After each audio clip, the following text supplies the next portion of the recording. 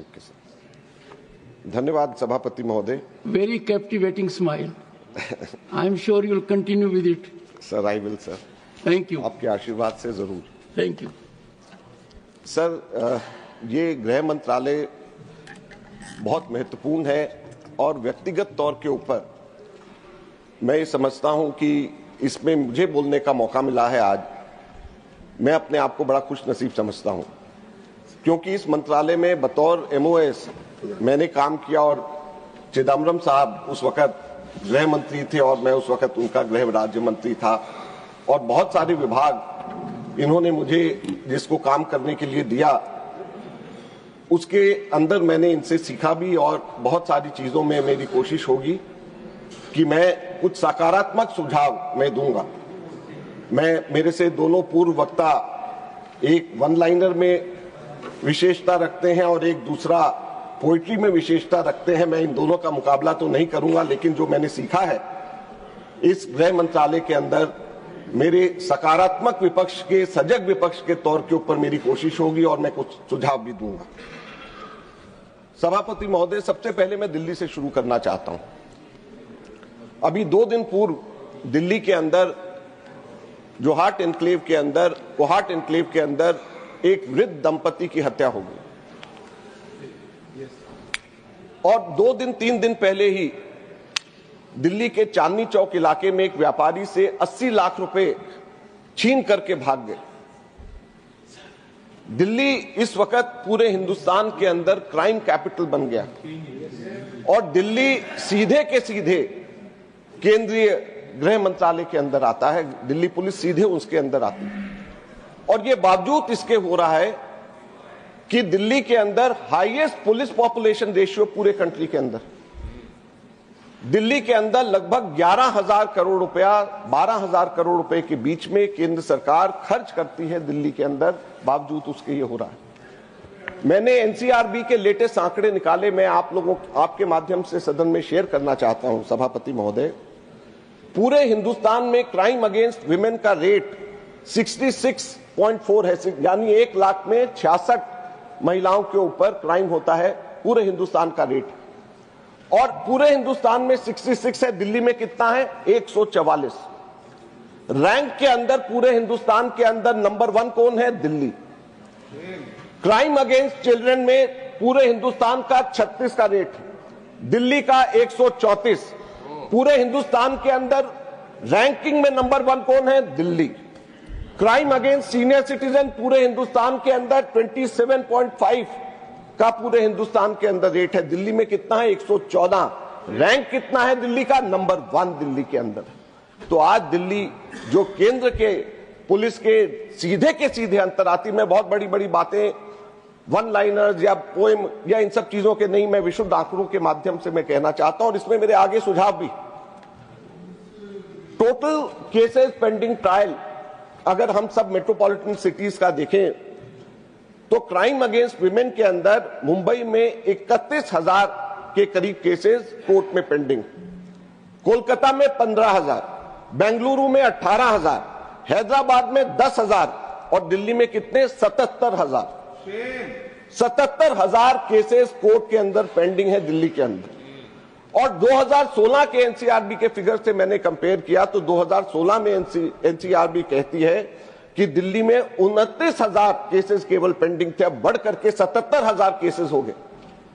और यही नहीं, इसके साथ में अगर हम क्राइम अगेंस्ट चिल्ड्रन का देखें तो मुंबई में 10,000, कोलकाता में 3,000, बेंगलुरु में 3,000, हैदराबाद में 1,600 और दिल्ली के अंदर 19,000 केसेस पेंडिंग है कोर्ट के अंदर। तो सभापति महोदय, इसके अंदर मैं अनुरोध करना चाहूंगा कि यह केंद्र सरकार और दिल्ली सरकार को मिलकर के काम करने की जरूरत है पेंडिंग केसेस में। अभी तक के तो पिछले 10 वर्ष में समझ में आता है कि इधर की बात उधर, उधर से इधर, लेकिन अगर ये ट्रायल कोर्ट के अंदर पेंडिंग केसेस कम कर दिए जाएं, न्याय जल्दी मिलना शुरू हो जाए तो एक ये बहुत बड़ी भूमिका आगे आने वाले समय में कम से कम crime against women, crime against children और क्राइम अगेंस्ट सीनियर सिटीजन तीनों के अंदर दिल्ली नंबर 1 बना हुआ है। ये नहीं होना चाहिए। सभापति महोदय, दूसरा महत्वपूर्ण विषय मैं लेना चाहूंगा। अभी फार्मर्स एजिटेशन चल रहा था पंजाब के अंदर, फार्मर्स को अभी परसों उठा करके फेंक दिया गया। मैंने इस स्पीच की तैयारी के लिए, मुझे याद था बीपीआरएनडी मेरे को चिदम्बरम साहब ने दिया हुआ था। बीपीआरएनडी के अंदर एक बड़ा अच्छा चैप्टर होता था एजिटेशंस का, और वो एजिटेशन का चैप्टर बताता था कि पूरे देश भर में कितने कम्युनल एजिटेशंस हुए, कितने स्टूडेंट्स एजिटेशंस हुए, कितने फार्मर्स एजिटेशन हुए, ये सारे के सारे चैप्टर बताता था। और ये चैप्टर अगर आप देखें तो इसके अंदर पूरे आंकड़े पूरे के पूरे राज्यभर होता था और टेबल्स होते थे, बहुत अच्छे से एक्सप्लेन किया जाता था। मैंने कहा कि इसको देखते हैं लेटेस्ट बीपीआरएनडी की रिपोर्ट में। जब बीपीआरएनडी की लेटेस्ट रिपोर्ट देखी तो एजिटेशन का चैप्टर गायब, पिछले साल की देखी उसमें गायब, और 2017 में जाकर के मुझे आखिरी में एजिटेशन का चैप्टर मिला। और हमारे जब डिपार्टमेंट रिलेटेड मीटिंग हुई तो मैंने उसके अंदर बात रखी, और मैं धन्यवाद करना चाहूंगा हमारे राधामोहन अग्रवाल जी का। उन्होंने हमें इजाजत देते हैं, फ्रीडम देते हैं पूछने का और रिकॉर्ड करते हैं। मैं उनको ऑफिशियली यहां पे आज ऑपोजिशन में होने के बावजूद उनको धन्यवाद करता हूं कि ये सब चीजें रिकॉर्ड पे आती। और डिपार्टमेंट रिलेटेड स्टैंडिंग कमेटी में जब मैंने इसको उठाया और उसके अंदर जो जवाब आया वो रिपोर्ट के अंदर है, मैं केवल दो वो पंक्तियां पढ़ करके सुनाना चाहता हूं। Para 4.13.3 department related standing committee की रिपोर्ट ये कहती है, यह पूछे जाने पर कि आंदोलन अध्याय का प्रकाशन कब से बंद हुआ, सूचित किया गया कि भारत में आंदोलनों पर डेटा 2004 से 2017 तक data on police organisation by BPRND में प्रकाशित किया गया था। हालांकि 2017 के बाद इस अध्याय को बंद कर दिया गया, खुद मान रहे। और आगे इसका कारण देते हैं जो बहुत ध्यान से सुनने वाला है। मंत्रालय की एक बैठक में यह निर्णय लिया गया कि राष्ट्रीय अपराध अभिलेख ब्यूरो एनसीआरबी द्वारा भारत में अपराध रिपोर्ट में लोक शांति के विरुद्ध अपराध श्रेणी के तहत पहले से ही इस तरह का डेटा प्रकाशित किए जा रहे हैं। फिर मैं पढ़ना चाहता हूं, भारत में अपराध रिपोर्ट में, क्राइम इन इंडिया रिपोर्ट में लोक शांति के विरुद्ध, क्राइम अगेंस्ट पब्लिक ट्रैंक्विलिटी के अपराध श्रेणी के तहत पहले से ही आंदोलन के इस तरह से डेटा प्रकाशित किए जा रहे हैं। इसलिए निर्णय लिया गया कि एनसीआरबी इस डेटा को प्रकाशित करना जारी रखेगा और बीपीआरएनडी अब इसे एकत्र या प्रकाशित नहीं करेगा। इसका क्या मतलब है? इसका मतलब यह है कि आंदोलन को गृह मंत्रालय यह मानता है कि यह अपराध की श्रेणी में और यह क्राइम है। आंदोलन करना एक क्राइम है और आंदोलन को क्योंकि अपराध की श्रेणी में रखा जाता है और यह अपराध को एनसीआरबी उसका डेटा करता है, इसलिए एजिटेशन का चैप्टर बीपीआरएनडी में डालने की जरूरत नहीं। सभापति महोदय, प्रश्न यह उठता है कि क्या आंदोलन अपराध की श्रेणी में आते हैं? जब वंचित एवं शोषित व्यक्ति सब जगह से हारकर लोकतांत्रिक तरीके से अपनी आवाज को जनता के सामने करता है तो क्या वो अपराधी बन जाता है, अपराधी की श्रेणी में आ जाता है? मूल प्रश्न यह है कि हमारे किसान क्या अपराधी हैं? क्या हम लोकतंत्र में हैं या हम पुलिस स्टेट के अंदर हैं कि जबकि हम एजिटेशन का डेटा इकट्ठे करने की जगह अब अपराध जो है पब्लिक ट्रैंक्विलिटी को जो खराब करेगा उसके श्रेणी के अंदर ये आ जाएंगे। मैंने साथ साथ में एजिटेशन के चैप्टर से एजिटेशन के किस तरीके से परिभाषित किया जाता है उसको मैंने देखा। एजिटेशन को जो हमारे समय में परिभाषित किया जाता था वो असल में महात्मा गांधी के एजिटेशन की परिभाषा थी और वो कहती है agitations are collective expression of dissatisfaction with the state authorities and others on a variety of issues like education, essential services, transport facilities, wages, etc. In a democratic system, expression of protest by different groups, subgroups of public is a common feature.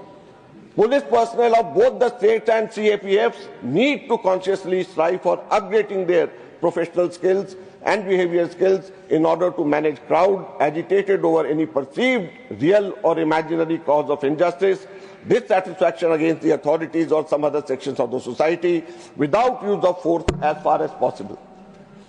तो जो agitation का जो मूल भावना थी, जो उस agitation करने का लोकतंत्र के अंदर एक अधिकार दिया गया था, उस अधिकार को एक तरीके से खत्म कर दिया गया। और इसमें आंकड़ों में भी फर्क आते हैं। 2016 के आंकड़े जो 2017 की रिपोर्ट में आखिरी बार जो प्रकाशित किए गए, बीपीआरएनडी की एजिटेशन चैप्टर में 1,15,000 आंदोलन को उसके अंदर दिखा गया और 2016 के एनसीआरबी के अपराध की श्रेणी के अंदर मात्र 72,000 उसको मेंशन करे गए, यानी 37% जो आंदोलन हुए वो पूरे के पूरे गायब कर दिए गए। और ये मंशा हमारी सरकार की है कि ना केवल इस एजिटेशन के चैप्टर को हटा दिया जाए, बल्कि हमारे देश के अंदर अलग अलग स्थानों के ऊपर जो एजिटेशंस हो रहे हैं उन एजिटेशंस के ऊपर भी पर्दा किसी ना किसी बहाने कर दिया जाए।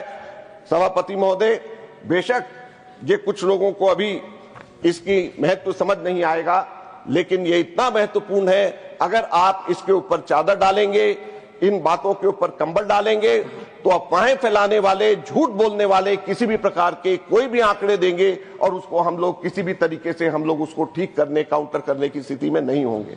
इसलिए मेरा फिर से कहना है हमारे गृह मंत्रालय को, बीपीआरएनडी का जो चैप्टर एजुटेशंस के ऊपर 2004 से हम लोगों ने शुरू किया था, 2017 में जो आपने बंद करा उसको वापस शुरू करना चाहिए। इसको अपराध की श्रेणी से हटा दीजिए।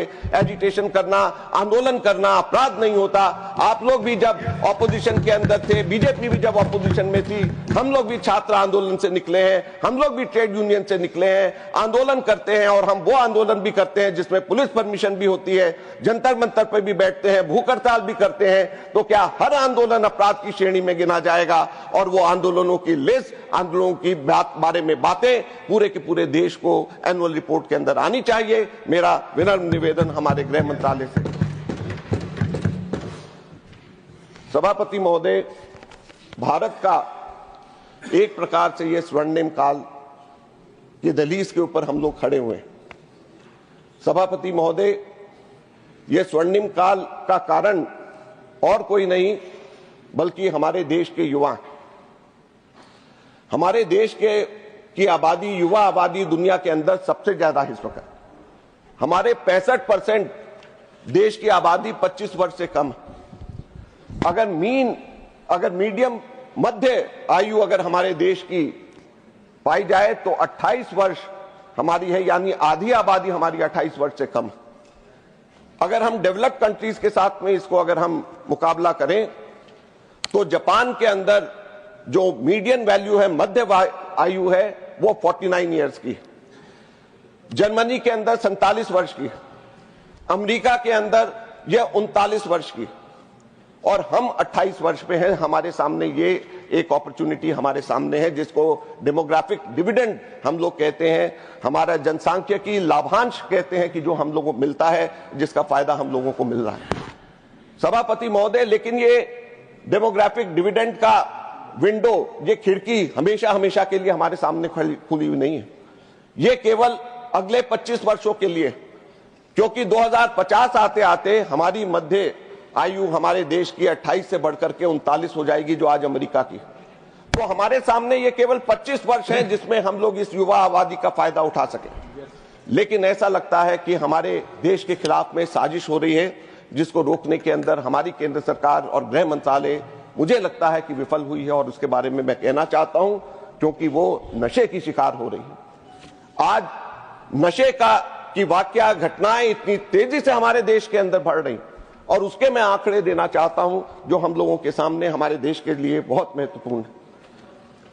सभापति महोदय, 2010 और 2014 के बीच में कुल एनडीपीएस की घटनाएं, नशे की घटनाएं पूरे देश में 33,000 थी, और 2022 के लेटेस्ट एनसीआरबी की रिपोर्ट कहती है कि ये घटनाएं 33,000 से बढ़ करके 1,15,000 होगी, 4 गुना से भी ज्यादा।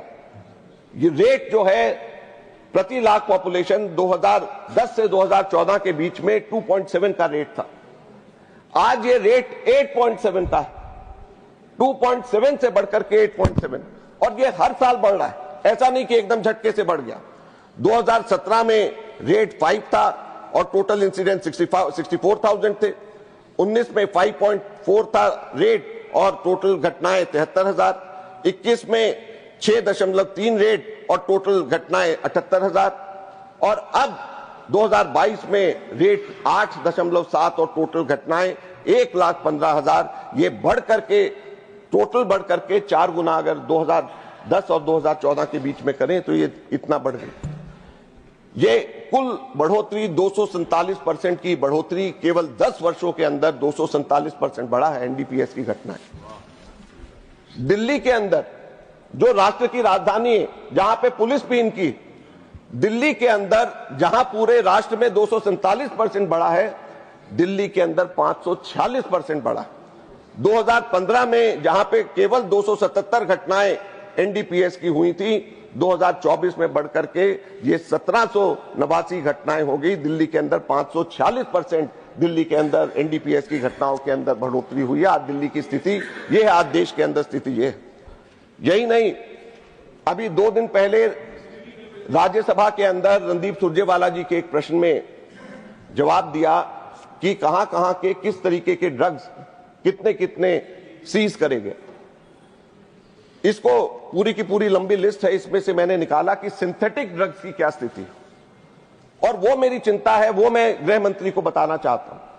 और सभापति महोदय, मैं आपके माध्यम से पूरे सदन को बताना चाहता हूं कि सिंथेटिक ड्रग्स जो है वो खतरनाक होता है, उसको लेबोरेटरी में प्रोड्यूस किया जाता है, और सिंथेटिक ड्रग्स की एक बार आदत पड़ जाए तो छूटनी मुश्किल होती है। और सिंथेटिक ड्रग्स एक बहुत ही खतरनाक नए आयाम के ऊपर ड्रग्स के अंदर और नार्कोटिक्स के अंदर लेकर के जाने वाली चीज है। और इसमें कुल 6 सिंथेटिक ड्रग्स के बारे में ये लिस्ट थी, और उसमें 2022, 23, 24 में कितनी कितनी किलोग्राम में पकड़े गए, इसके बारे में ये लिखा है। और मैं ये बताना चाहता हूं, एक बार 2022 और 24 के मैं आंकड़े सिर्फ कितने कितने किलोग्राम में पकड़े गए, उससे आप अंदाजा लगाएं कि क्या फर्क है। एटीएस 2022 में 1224 किलोग्राम, 24 में 8200 किलोग्राम, 7 गुना ज्यादा। केटामिन 2022 में 3 किलोग्राम, 2024 में 65 किलोग्राम, 22 गुना बढ़े। एलएसडी 2022 0, 2023 0, 2024 में 1 किलोग्राम, यानी शुरू हो गया। एमडीएमए 22 में 63 किलोग्राम और 24 में 195 किलोग्राम। मेफेड्रोन 2022 में 2872 किलोग्राम और 2024 में 3559 किलोग्राम। मेस्कालीन 2022 में 2 किलोग्राम और 2024 में 25 किलोग्राम। सभापति महोदय, ये सिंथेटिक ड्रग जो 22 गुना, 20 गुना 2 सालों के अंदर बढ़ रहे हैं, आप अंदाजा कर सकते हैं कि किस तरीके से किस जगह के ऊपर हम लोग।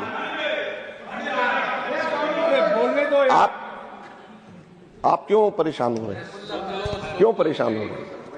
मैं तो आंकड़े जो हमारे को दिए हैं यहां पे इसी हाउस में वही बोल रहा हूं, और मैं उम्मीद करूंगा गृह मंत्री जी इसका जवाब दे। जो चीज अच्छी लगे उसको माने, जो अच्छी नहीं लगे उसको नहीं माने। यही गृह मंत्री हम सुझाव दे सकते हैं, ऑपोजिशन होने के नाते हम ये बातें सामने रख सकते हैं। सभापति महोदय, इतिहास गवाह है कि पहले ड्रग्स और नारकोटिक्स आते हैं और फिर गैंग वॉर और टेररिज्म आता है।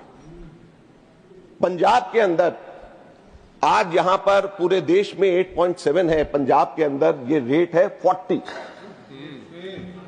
8.7 देश का रेट और पंजाब का 40। केरल के अंदर हमारे एक साथी ने अभी कुछ दिन पहले यहां पे नोटिस दिया था 0R का, पूरे देश में 8.7 है, केरल में और भी खराब है, केरल में 74 है, 74 का रेट केरल के अंदर। तो सभापति महोदय, ये साजिश नहीं है तो क्या है हमारे देश के युवाओं का, जहां पर कुछ राज्यों में खास तौर के ऊपर जो हमारे बॉर्डर स्टेट्स हैं वहां पर क्यों इस तरीके की चीजें हो रही हैं। पाकिस्तान से 5-5 किलो के ड्रोन से हमारे यहां पे ड्रग्स आ रहे हैं, इसको कौन रोकेगा। 50 किलोमीटर बीएसएफ की जो एम्पावर करी है, किसने किया? आपने किया है, तो ड्रोन को कौन रोकेगा। 5-5 किलोग्राम से आप सब लोग जानते हैं कि पंजाब के अंदर ड्रोन से आ रहे हैं, बाहर से आ रहे हैं। गैंगस्टर्स पंजाब के अंदर जेल से ऑपरेट कर रहे हैं। ये टेररिज्म का उठता हुआ नाग नहीं है तो क्या है। हाल के वर्षों में पंजाब पुलिस स्टेशन में ग्रेनेड हमले हो रहे हैं, कार्यकर्ताओं की लक्षित हत्याएं हो रही, अंतर्राष्ट्रीय नेटवर्क की संलिप्तता द्वारा चिन्हित किया गया। 2022 से लेकर अब तक कम से कम 15 प्रमुख घटनाएं हुई हैं, जिसमें आरपीजी, रॉकेट चलित ग्रेनेड, निम्न तीव्रता विस्फोट, बब्बर खालसा इंटरनेशनल और खालिस्तान जिंदाबाद फोर्स जैसे खालिस्तान समर्थक समूहों से जुड़ी हत्याएं शामिल। सभापति महोदय, 14 अभियुक्तों की गिरफ्तारी हो चुकी है। लेकिन जो पाए जा रहे हैं वो AK-47 पाए जा रहे हैं इनके पास, ग्लॉक पिस्टल्स और आर्गेस ग्रेनेड पाए जा रहे हैं। आर्गेस ग्रेनेड क्या है जिसका इस्तेमाल हो रहा है? ये ऑस्ट्रियन मेड ग्रेनेड है। ऑस्ट्रियन ग्रेनेड जिसका इस्तेमाल वहां पर हो रहा है पंजाब में, उसका इस्तेमाल मुंबई अटैक में और हमारे यहां पार्लियामेंट के अटैक में हुआ है। तो ये कैसे आ गए हमारे देश के अंदर?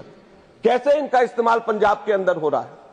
मैं चाहूंगा कि गृह मंत्री जी जब इसकी बात करें, क्योंकि ड्रग्स के साथ में अगर यहां पर इस प्रकार के ग्रेनेड अटैक, जो ऑस्ट्रियन मेड ग्रेनेड से जिसका इस्तेमाल मुंबई अटैक के अंदर हुआ, जिसका इस्तेमाल पार्लियामेंट के अटैक के ऊपर हुआ, वो अगर पंजाब के अंदर अगर आज उनका इस्तेमाल हो रहा है, तो इसका मतलब साजिश गहरी है। इसका मतलब साजिश सीमा पार से आ रही है, जिसका हमको रोकना है, जिसको रोकना गृह मंत्रालय को है। ये मैं आज कहना चाहता हूं।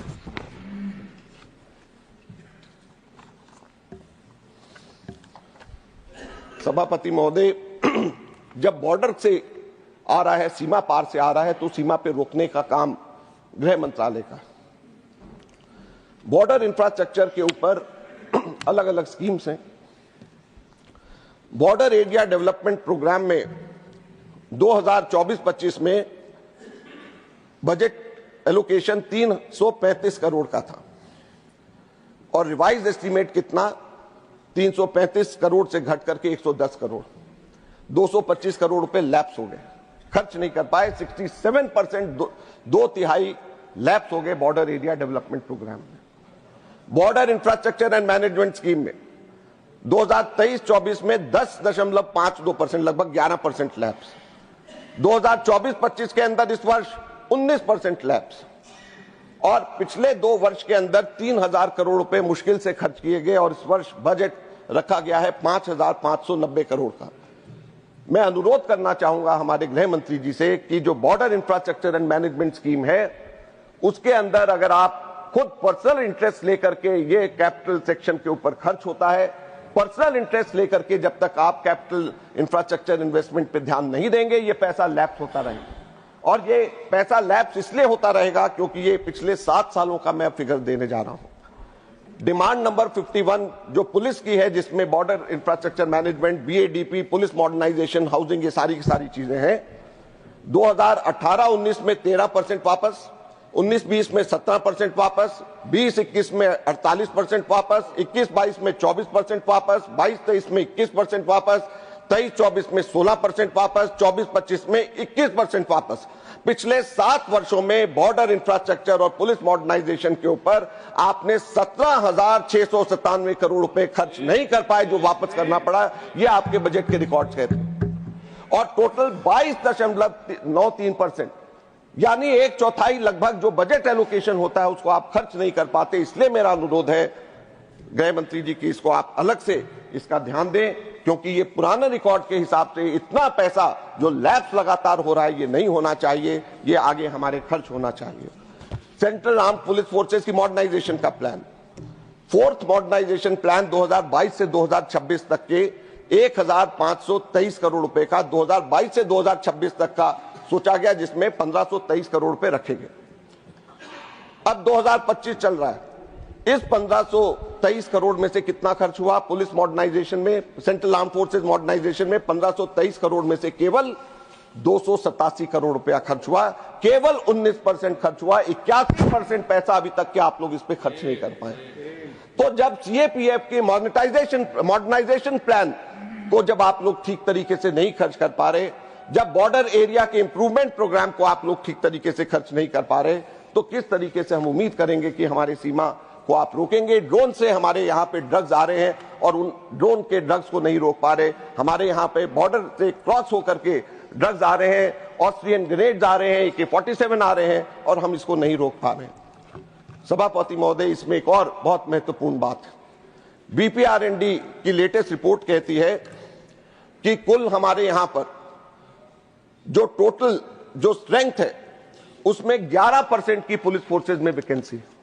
1,10,000 पैरामिलिट्री फोर्सेस की जगह खाली है, रिक्त है, वहां पे भर नहीं गए। तो सभापति महोदय, जब हम पैसे खर्च नहीं कर पा रहे, जब हम लोग जो हमारे सैंक्शन पुलिस फोर्स की जो स्ट्रेंथ है उसमें से 11% जब सैंक्शन पुलिस फोर्स की हमारी स्ट्रेंथ खाली है, तो हम ये कैसे उम्मीद करेंगे कि हमारी फोर्सेस अच्छी तरीके से काम कर सकें? एक और बात बहुत महत्वपूर्ण है, दो छोटी छोटी बातें करनी है मुझे। एक बहुत महत्वपूर्ण बात है और वो बात हमारी सेंसस से। 2011 का सेंसस चिदम्बरम साहब ने उसका काम मुझे दिया था 2009 में जब मैं मंत्री बना था, और सेंसस का काम 2011 का हमने 2009 से शुरू कर दिया था, उसके शेड्यूल बनाने, ट्रेनिंग करनी, सब चीजें। अब सेंसस के हमारे लिए क्यों जरूरी है? सेंसस हमारे लिए जरूरी है क्योंकि हमारे सारे प्रोग्राम्स, जो पब्लिक वेलफेयर प्रोग्राम्स हैं, वो सेंसस पॉपुलेशन की एक्सपेक्टेशंस के बेसिस पे होता है। 2011 के अंदर 121 करोड़ की हमारी पॉपुलेशन थी, एक्सपेक्टेड अभी 146 करोड़ की। 25% पॉपुलेशन ग्रोथ हुई है। हमारी नेशनल फूड सिक्योरिटी एक्ट के तहत 70% ग्रामीण और 50% शहरी लाभार्थी हो सकते हैं। यानी 15 करोड़ गरीब लोग आज की डेट में अगर सेंसस होते हैं तो 15 करोड़ गरीब लोगों को एनएफएसए का फायदा मिलेगा, और वो फायदे से आप लोग वंचित रख रहे हैं क्योंकि सेंसस नहीं करा।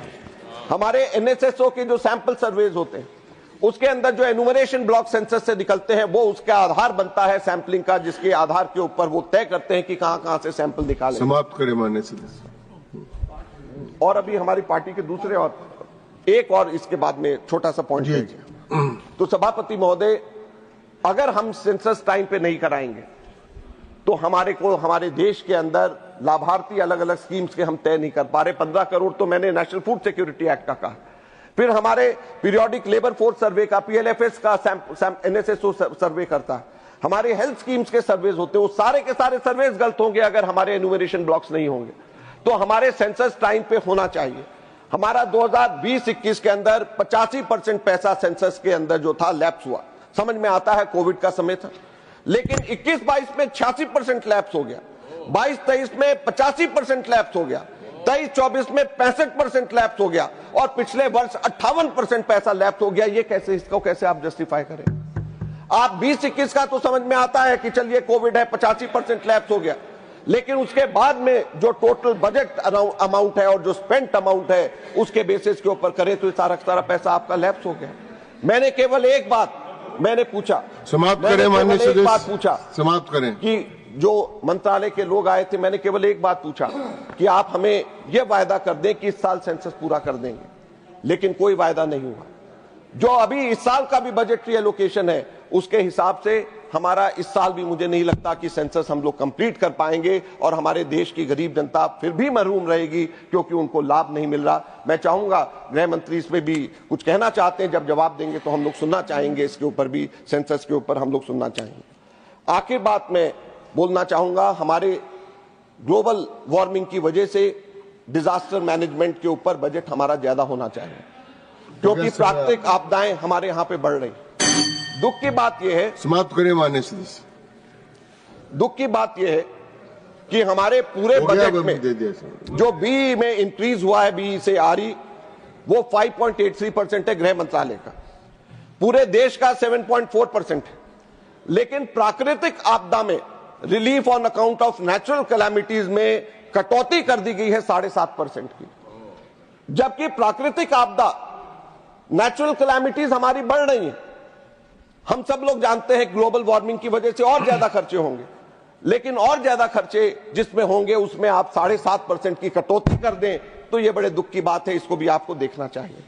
एनडीआरएफ जो हमारा national disaster response police force है, उसमें 23% की वैकेंसी है पुलिस फोर्स, उस रिस्पांस फोर्स के अंदर 23% लोग उसमें कम है। टोटल सैंक्शन स्ट्रेंथ 18,597 की और एक्चुअल 14,197 की। तो सभापति महोदय, जब हमारी ग्लोबल वार्मिंग बढ़ रही है, हम कैसे प्राकृतिक आपदा के ऊपर हम खर्चे के अंदर कटौती कर सकते हैं, ये मुझे समझ में नहीं आता। एक नेशनल डिजास्टर मैनेजमेंट प्रोग्राम था। अब समाप्त हुआ भाषण माननीय सदस्य। आखिरी वाला पॉइंट एक बार बस ये वाला खत्म कर लेने दें सभापति महोदय। नेशनल डिजास्टर मैनेजमेंट प्रोग्राम था। 23-24 में एक्चुअल खर्च हुए 198 करोड़, 24-25 में बी घट करके 105 करोड़, 24-25 में आरई 25 करोड़ और 25-26 में बी 4 करोड़। 198 करोड़ से कम होते होते ये 4 करोड़ के ऊपर नेशनल डिजास्टर मैनेजमेंट प्रोग्राम पहुंच गया। आप बताएं कि किस तरीके से हमारी प्राकृतिक आपदा के ऊपर ये काम हो रहा है। बहुत बहुत धन्यवाद सभापति महोदय।